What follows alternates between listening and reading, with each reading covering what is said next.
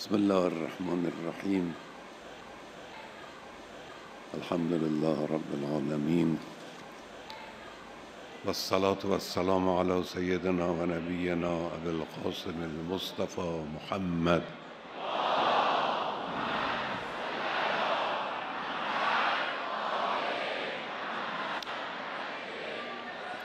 و علی آله الاطیبین الاطهرین المنتجبین سیما بقیت الله فی الارضین عجل الله تعالی فرجه الشریف. خیلی خوش آمدید برادران عزیز، خواهران عزیز، مردم عزیز خوزستان، مردم عزیز کرمان. جلسه بسیار جلسه صمیمی و مشمول لطف الهی است. انشاءالله برای بنده جای خوشبختی است که توانستم جمعی از مردم این دو استان مهم رو زیارت کنم.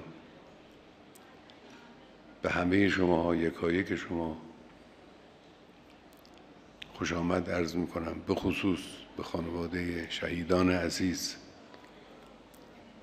و جانبازان عزیز. از این جلسه بسیار شیرین و صمیمی استفاده می کنم اولا برای اینکه چند کلمه راجع به این دو استان عرض بکنم. نسل جوان ما، نسل جدید ما لازم است با افتخارات نسلی و تاریخی و میراثی خود بیشتر آشنا بشه. این کار امروز لازم است، فردا لازم است. تسلسل تاریخی مواریث ارزشمند بخش‌های مختلف کشور یکی از کارهای هدف گذاری شده همه دلسوزان کشور و انقلاب باید باشه. چند جمله درباره خوزستان، چند جمله درباره کرمان عرض می‌کنم. بعد هم به یک مسئله ملی و مهم اشاره خواهم کرد، با اون مسئله انتخاباتی است که در پیش روست.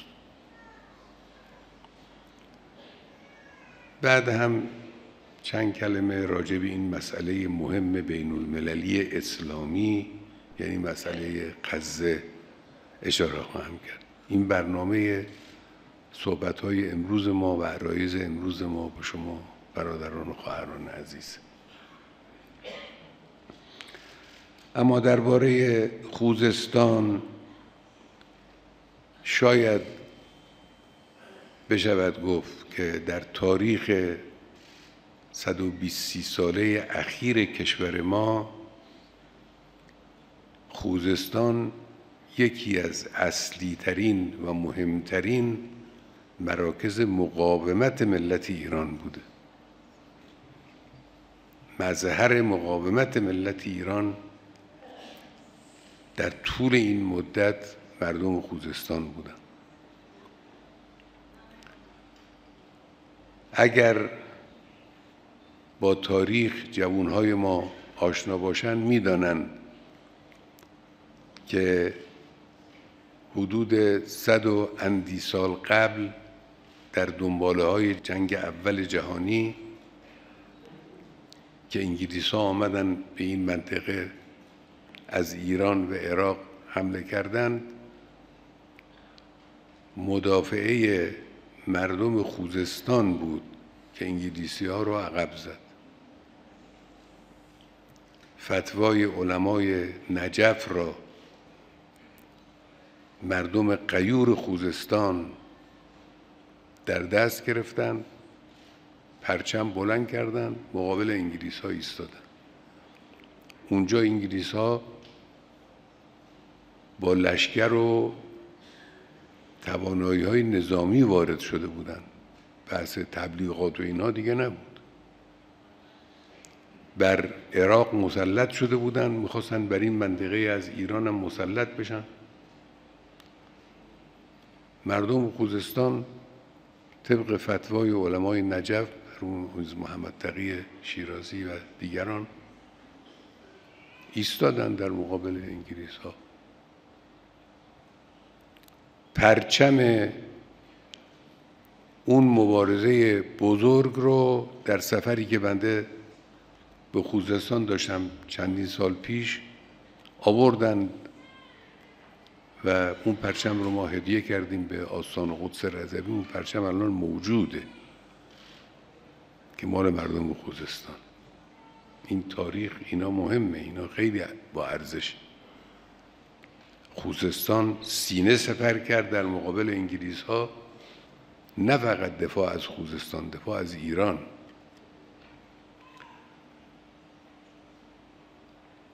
در قضیه نهضت ملی نفت در سالهای آخر دهه 20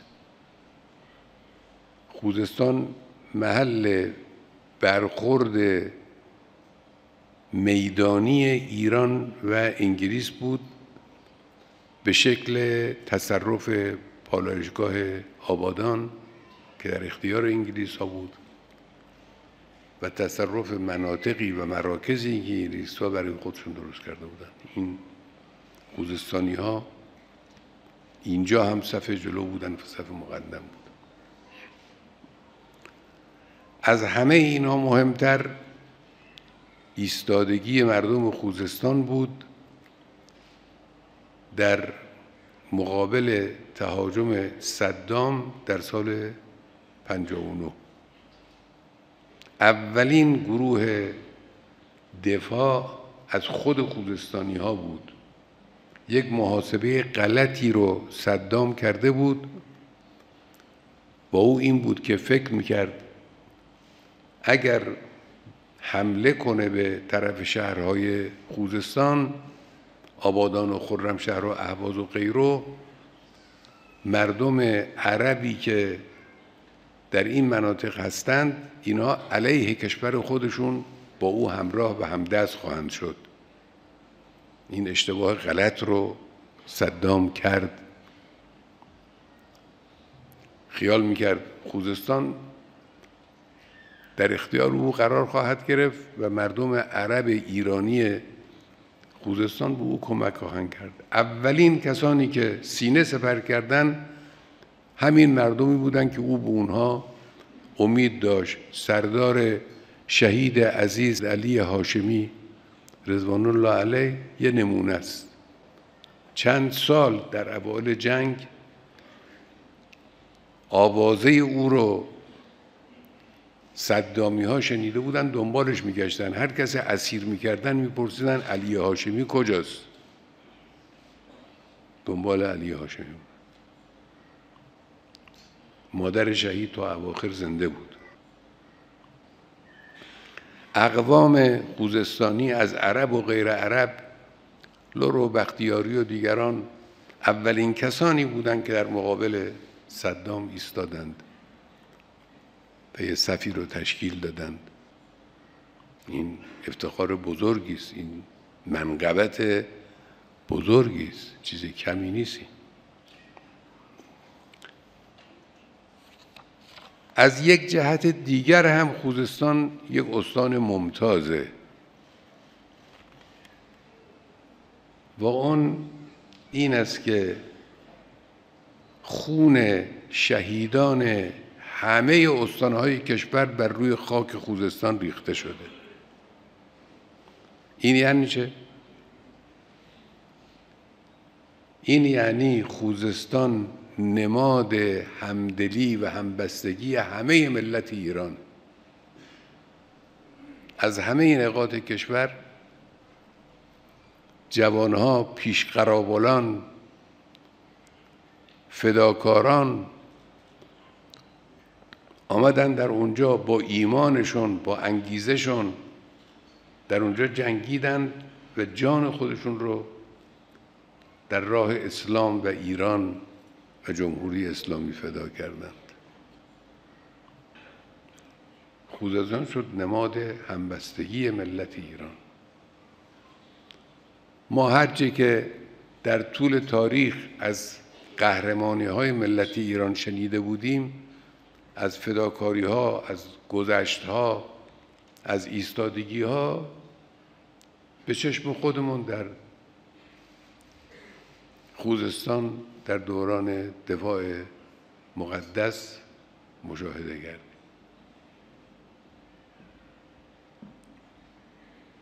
خوزستان بنابراین مظهر ویژگی‌های برجسته ملت ایران شد. این درباره خوزستان. این چند کلمه رو جوانهای عزیزمون همراه کنن با ده‌ها برابر، صدها برابر این از مناقب اون منطقه مهم کشور.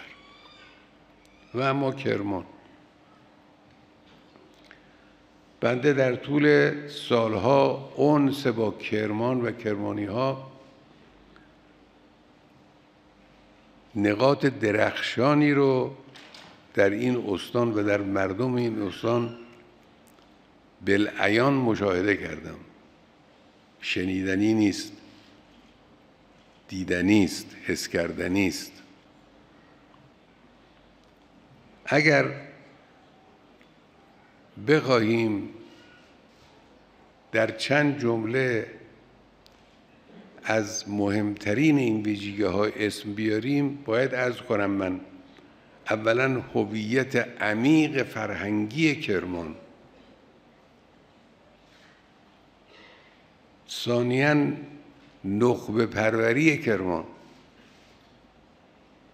این استان از خصوصیاتش پرورش نخبگان، نجابت اخلاقی و ایمان صادقانه مردم کرمان، پیشگامی مردم کرمان در پیوستن به نهضت اسلامی و انقلابی. بنده فراموش نمی کنم در سال 42 در مدرسه معصومیه کرمان، اگر این اسم درست یادم مونده باشه، این جوانها و نوجوانهای کرمانی مثل یه زنجیره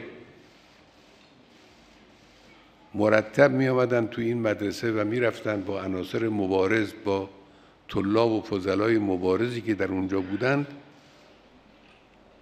اعلامیه میدادن، اعلامیه میگرفتن، پیام میگرفتن، درس میگرفتن و میرفتن در سطح استان پخش میشد.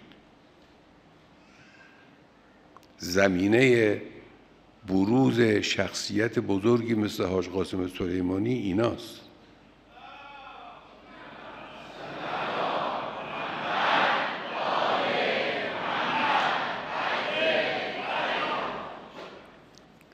نخبه پروری و اتصال و ارتباط با مفاهیم اسلامی برجسته و مبارزه در راه اونها خصوصیت بزرگی است که بنده اون رو به چشم در مردم کرمان مشاهده کردم. بله، یک قاسم سلیمانی کافی است که نه فقط استان کرمان بلکه ملت ایران به او افتخار کنه و مباهات کنه. این درست.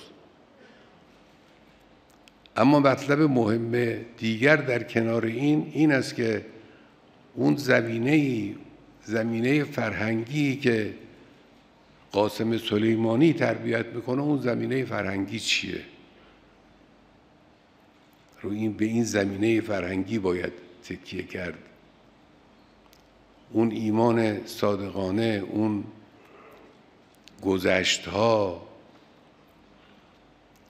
اون سلامت فکری، و هدایت الهی که خدای متعال به مردمی عنایت میکنه، اینا زمینهای فرهنگی است. این زمینها البته همیشه هست، منتها وقتی انقلاب اسلامی و جمهوری اسلامی نیست، این ظرفیت ها بروز پیدا نمیکنه. وقتی جمهوری اسلامی به وجود میاد، اون وقت این شخصیت ها یکی یکی ظهور میکنن، بروز پیدا میکنن. اون شهید حسین علم الهدی، اون شهید علی هاشمی، اون شهید همت، اون شهید حاج قاسم سلیمانیه. من میخوام به شما جوانهای عزیز، جوانهای خوزستان و کرمان عرض کنم به این ویژگی ها ببالید، افتخار کنید، مباهات کنید. این میراث نسلی و تاریخی رو قدر بدانید. از این خصوصیات برای ساختن آینده کشورتون استفاده کنید. این کشور باید ساخته بشه. ما خیلی نقص داریم، ما خیلی عقب ماندگی داریم. 10 سال بلکه 100 سال حاکمیت جباران کشور ما رو خیلی عقب نگه داشته در خیلی از چیزها. ما امروز باید با توجه به سابقه تاریخی در علم پیشرو قافله علم دنیا می بودیم، نیستیم. ما امروز باید احکام اسلام و معارف اسلام رو در جزء زندگی کشور خودمون بالعیان نشان میدادیم. سازندگی اسلام رو، توانایی اسلام رو در اداره کشور باید نشان میدادیم. نتوانستیم بکنیم، عقبیم.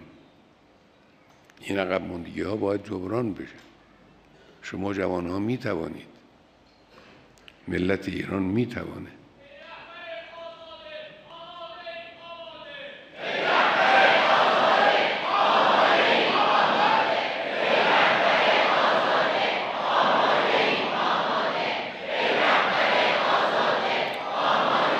خداوند انشاءالله شما ها رو حفظ کنه، این آمادگی ها رو خدا افزایش بده و به مرحله عمل در بیاد در بخش های مختلف.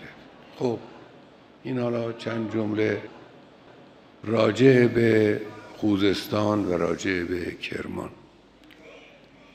و اما مسئله مهم انتخابات، مسئله تعیین کننده انتخابات. ما حدود 2 ماه دیگه 2 تا انتخابات مهم داریم در کشور. من اوائل سال اشاره کردم به این انتخابات. فاصله زیاد بود، حالا فاصله کم شده. ملت ایران باید برای انجام این انتخابات، این 2 انتخابات به بهترین شکل باید آماده باشه. یک انتخابات مجلس خبرگان رهبری است. مجلس خبرگان رهبری اهمیتش در اونجاست که در موقع لازم میتواند رهبر مناسب را برای کشور انتخاب کنه و در طول زمان هم میتواند و میباید مراقب حفظ شرایط حیاتی رهبری در شخص رهبر موجود باشه. توجه کنید.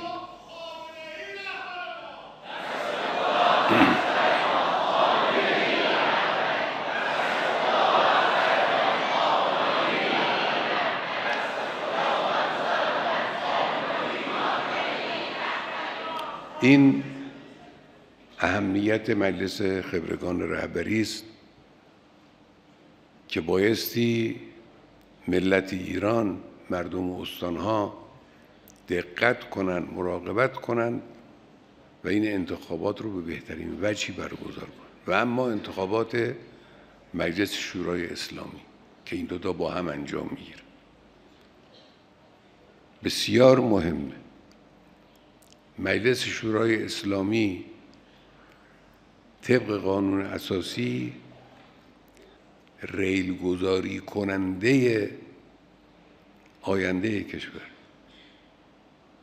اگر کشور مشکلاتی داره، برای رفع این مشکلات نیاز به قانونگذاری و حضور مدبرانه مجلس شورای اسلامی است. اهمیت این انتخابات در این دو انتخابات بایستی با شکوه برگزار بشه. بنده 4 خصوصیت رو در اول امسال راجع به این انتخابات به ملت ایران عرض کردم. اولا مشارکت قوی، ثانیاً رقابت واقعی، ثالثاً سلامت به معنای حقیقی کلمه و رابعاً امنیت انتخابات. این 4 خصوصیت باید انجام بگیره. قبل از این که راجع به این 4 خصوصیت صحبت بکنیم که من حالا امروز چند جمله عرض میکنم، بعد باز در فاصله این 2 ماه اگر زنده بودیم و توفیقی بود با مردم عزیزمون مجددا صحبت خواهم کرد. قبل از این بایستی اصل منطق انتخابات در جمهوری اسلامی روشن بشه. چرا انتخابات میکنه؟ من عرض میکنم 2 کلمه جمهوری و اسلامی هر دوتا وابسته به انتخابات. جمهوری یعنی مردم سالاری، یعنی حاکمیت کشور به دست مردم. خب مردم چجوری دخالت کنن در حاکمیت؟ هیچ راهی جز انتخابات نداره. هیچ راهی به جز انتخابات وجود نداره. بعضیا در مورد لزوم انتخابات اشکال تراشی میکنن، دل سرد میکنن، توجه نمیکنند که اگر انتخابات در کشور نباشد یا دیکتاتوری است یا هرج و مرج است، ناامنی است. اون چیزی که جلو بروز دیکتاتوری رو در کشور میگیرد انتخابات. اون چیزی که جلو هرج و مرج و اغتشاش و ناامنی رو میگیرد انتخابات است. انتخابات اون مسیر صحیحی است که مردم میتوانند به وسیله اون و از اون مسیر حاکمیت ملی را، مردم سالاری را، جمهوریت را در کشور تأمین کنند. این مسئله جمهوریت. انتخابات میتواند ولی فقیه در کشور انتخاب بکند و وجود بیارد، یعنی اسلامیت رو تأمین کند. انتخابات میتواند نمایندگانی رو در مجلس شورای اسلامی مستقر کند که طبق مقررات اسلامی و معارف اسلامی قوانین برای مدیریت کشور تدوین کنند.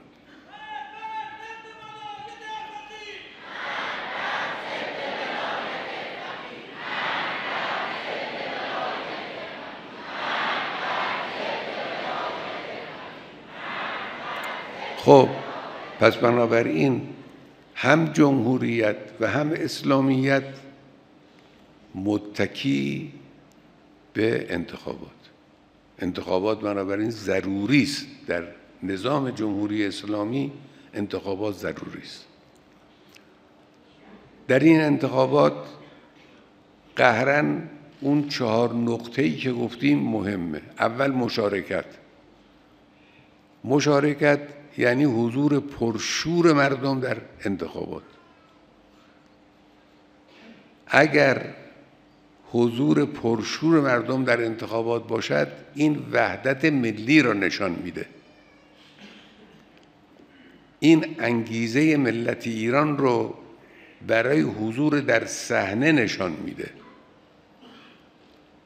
انگیزه ملت ایران و وحدت ملی قدرت ملی به وجود می آورد. قدرت ملی موجب امنیت کشور میشه. وقتی کشور امنیت پیدا کرد، اون وقت علم در اون کشور پیشرفت میکنه، اقتصاد در اون کشور به شکوفایی میرسه، مشکلات گوناگون فرهنگی و اقتصادی و سیاسی در کشور قابل حل میشه. مشارکت یه چنین معجزه‌ای میکنه. انتخابات تحول ایجاد میکند در کشور. بعضی ها اسم تحول رو میارن، اظهار طرفداری از تحول میکنند، اما عملاً اون چیزی که مقدمه حتمی تحول است مورد بی‌اعتناییشون قرار میگیره، یعنی انتخابات.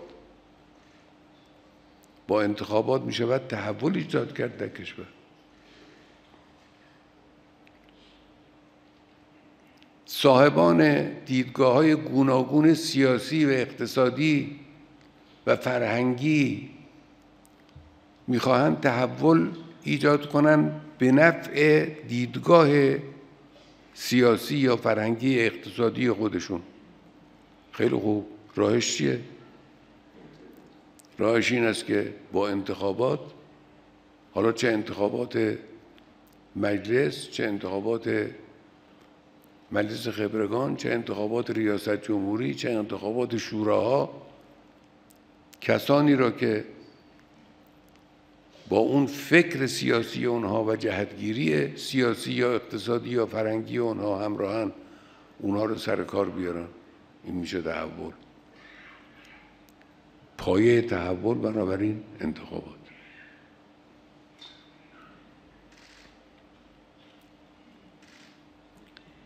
همه کسانی که مخاطبانی دارند وظیفه دارند مردم رو به انتخابات دعوت کنند. علمای اعلام، اساتید دانشگاه، اساتید حوزه، صدا و سیما، مطبوعاتی ها، جوان ها، افراد در داخل خانواده، اینا همه می توانند منادی انتخابات باشند، مردم رو، مخاطبان خودشون رو به انتخابات دعوت کنند. انتخابات اون وقت انتخابات پرشوری خواهد شد.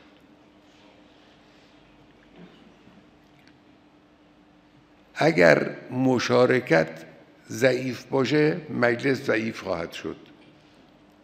مجلس ضعیف توانایی کامل برای رفع مشکلات نخواهد داشت. اگر می‌خواهیم مشکلات برطرف بشود، باید مشارکت رو بالا ببریم. این وظیفه همه است. هر که می‌خواهد مشکلات کشور برطرف بشه، راهش اینه.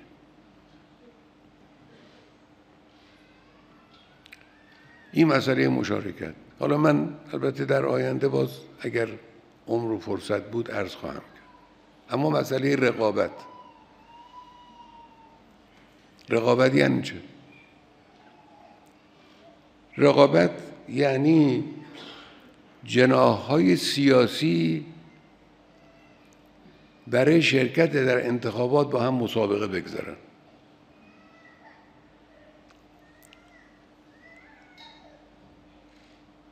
گرایش‌های گوناگون سیاسی و اقتصادی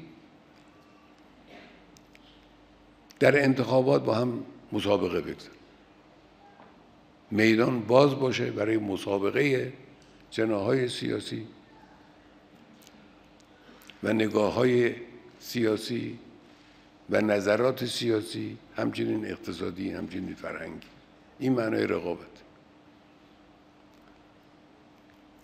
رقابت یعنی جوانهایی که میخوان وارد میدان انتخابات بشن مسابقه بگذارن با افراد سابقه دار و با تجربه. اینا تلاش کنن، اونا هم تلاش کنن و یک مجلس خوب و قوی اون مجلسی است که هم از این جوانها توش باشن، هم از اون مجربها و با سابقه ها توش باشن. رقابت یعنی این مسابقه گذاشتن. یکی از مهمترین مسائل در باب انتخابات اینه. رقابت یعنی همه بتوانن تبلیغات کنن، منتها تبلیغات درست. حالا من درباره تبلیغات هم انشالله بعداً اگه عمری بود عرض خواهم کرد. تبلیغات بایستی همراه با اخلاق و دیانت باشه. تبلیغات غیر از تهمت زدنه، غیر از دروغ گفتنه، غیر از وعده خلاف دادنه. تبلیغات یعنی نظرات خودش رو برای مردم انسان بیان کنه. این تبلیغات. این باید انشاءالله برای همه فراهم باشه. خب حالا در این زمینه حرف زیاده. در مورد سلامت انتخابات و امنیت انتخابات هم انشاءالله مطالبی بعدها اگر عمری بود عرض خواهم کرد. بنابراین مسئله انتخابات رو به یاد داشته باشید. بعضیا مردم رو از انتخابات دلسرد میکنن. کار غلطیه این اشتباهه. این به ضرر کشوره، به ضرر کشوره، به ضرر فلان شخص و فلان آدم نیست، به ضرر کشوره. بعضیا برای اینکه مردم رو از انتخابات دلسرد کنن مشکلات کشور رو جلو چشم میارن. خب اگر مشکلات وجود داره راه حل مشکلات چیست؟ راه حل مشکلات انتخاباته. اتفاقاً برای اینکه مشکلات برطرف بشود بایستی در انتخابات شرکت. این راجع به انتخابات. اما راجع به مسئله بین المللی و اسلامی غزه، 2.5 ماه از شروع حادثه غزه داره میگذره. این حادثه یک پدیده بی‌نظیری است در تاریخ اخیر دنیای اسلام. در تاریخ اخیر، تو این یک قرن اخیر شاید شبیه این حادثه ما دیگه نداریم. حادثه فوق‌العاده‌ای است، حادثه بی‌نظیری است. چطور بی‌نظیره؟ از 2 سو، از 2 سمت این حادثه بی‌نظیره. از سمت رژیم صهیونیستی این حادثه بی‌نظیره. چرا؟ برای اینکه هرگز اینجور سفاکی، اینجور جنایتگری، اینجور خونخواری در این دوره تاریخی که اشاره کردم دیده نشد.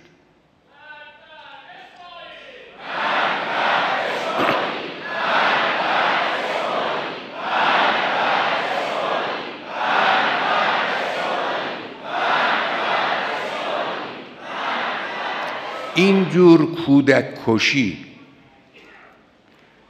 اینجور بمب سنگرشکن رو سر بیماران بیمارستان ها انداختن، اینجور بیرحمی، اینجور خباثت بی‌نظیره، دیده نشد. این از طرف رژیم صهیونیستی. از طرف مقابل، طرف مردم فلسطین و مبارزان فلسطینی، اینجور ایستادگی، اینجور صبر اینجور مقاومت، اینجور دشمن رو دیوانه کردن دیده نشده.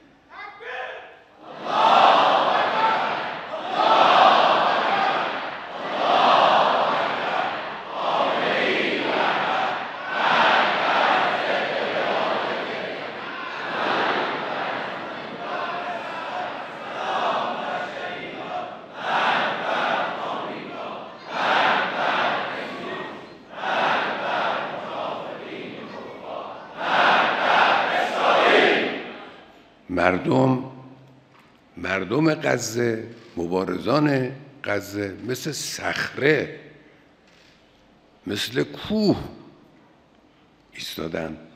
چیز مهمی است. آب نمیرسه، غذا نمیرسه، دارو نمیرسه،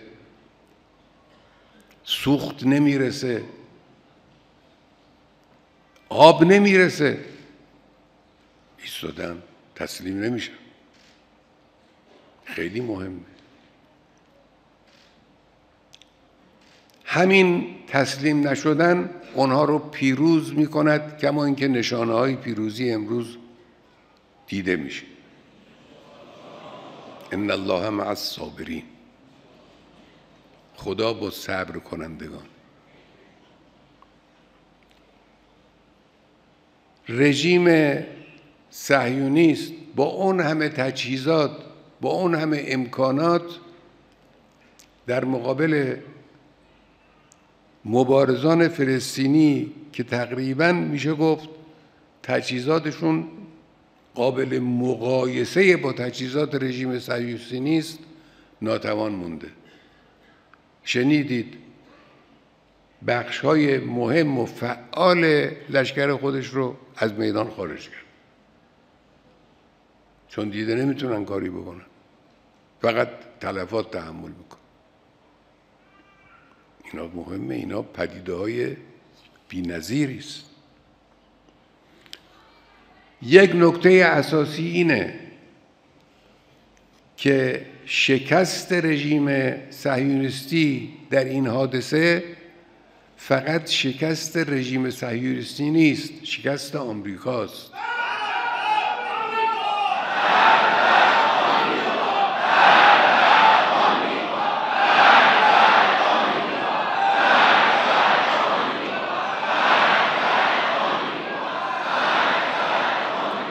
امروز در دنیا هیچ کس تفاوتی نمیگذارد میان رژیم صهیونیستی و آمریکا یا انگلیس. همه میدونن اینا یکیه.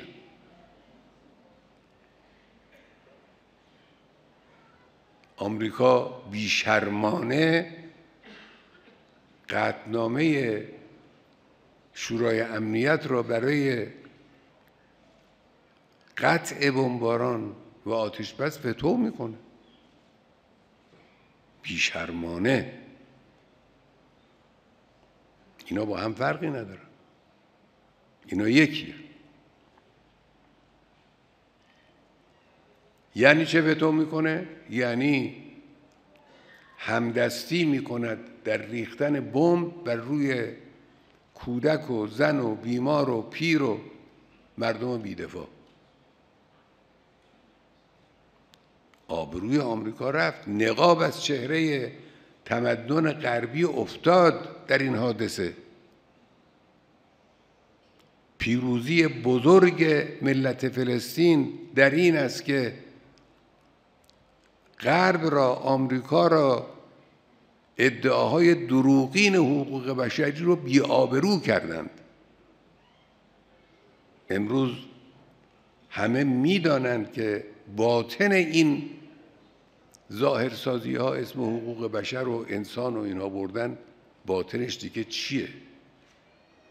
چهره زشت هیولای منحوس آمریکا و انگلیس روشن شد، برای همه مردم دنیا آشکار شد. اسرائیل بدون آمریکا نمیتوانست دست بزنه به این سباکی. اگر آمریکا موافق نبود، اسرائیل جرأت نمیکرد. رژیم صهیونیستی به پشتگرمی آمریکا بود که توانست این همه جنایت در طول مدت 2.5 ماه انجام بده. این همه میدونن در دنیا. آبروی آمریکا رفت. آبروی آمریکا رفت. این خودش بزرگترین موفقیت، این بزرگترین پیروزی است برای جبهه حق و جبهه مقاومت.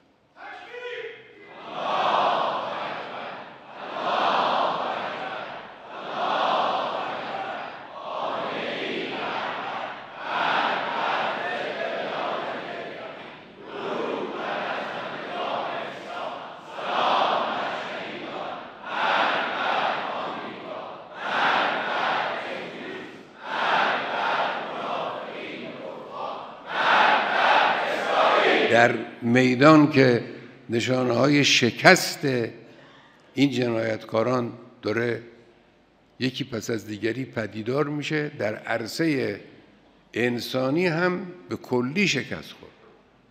به کلی شکست خورد. این واقعیت این صحنه است. ذات کاخ سفید برملا شد. باطن حکومت آمریکا و انگلیس آشکار شد. خب امروز وظیفه چیست؟ کمک به مقاومت. هر کسی هر جور میتوانه باید به مقاومت کمک کنه.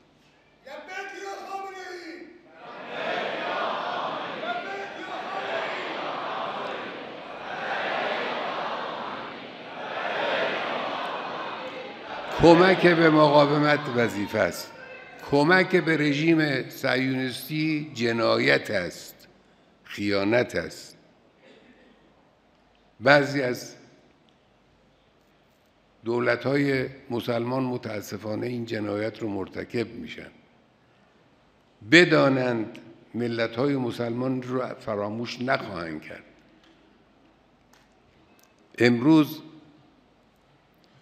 وظیفه است که دولت‌های مسلمان نگذارند کالا و نفت و سوخت و اینها به رژیم صهیونیستی برسه، همچنانی که اون نمیگذاره آب به مردم غزه برسه.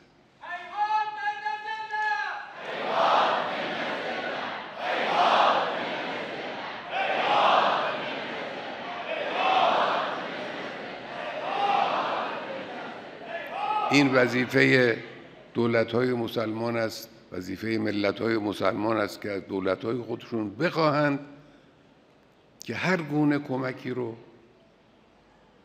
قطع کنند، بلکه رابطه‌های خود را قطع کنند. اگر قادر نیستند رابطه خود را به طور دائم قطع کنند، لااقل به طور موقت قطع کنند روابط خودشون. فشار بگذارن روی این عنصر خبیث ظالم خونخوار سفاک. میبینید امروز وجدان دنیا به درد آمده، احساس درد میکنه. در آمریکا، در کشورهای اروپایی مردم تو خیابان‌ها میان. این شوخی نیست.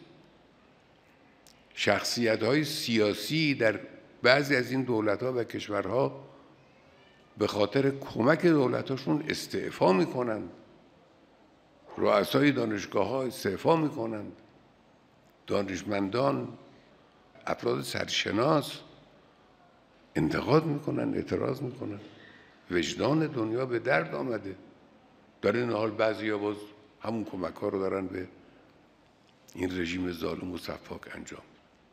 بنده عرض بکنم تردیدی نداشته باشید که پیروزی با جبهه حقه. تردیدی نداشته باشید که رژیم غاصب صهیونیستی یه روز از روی زمین ریشه‌کن خواهد شد و این جزو آینده‌های حتمی است به عون الله و قوته و به اذن الله و عزته این کار خواهد شد و امیدواریم انشاءالله شما جوان‌ها اون روز رو به چشم خودتون ببینید.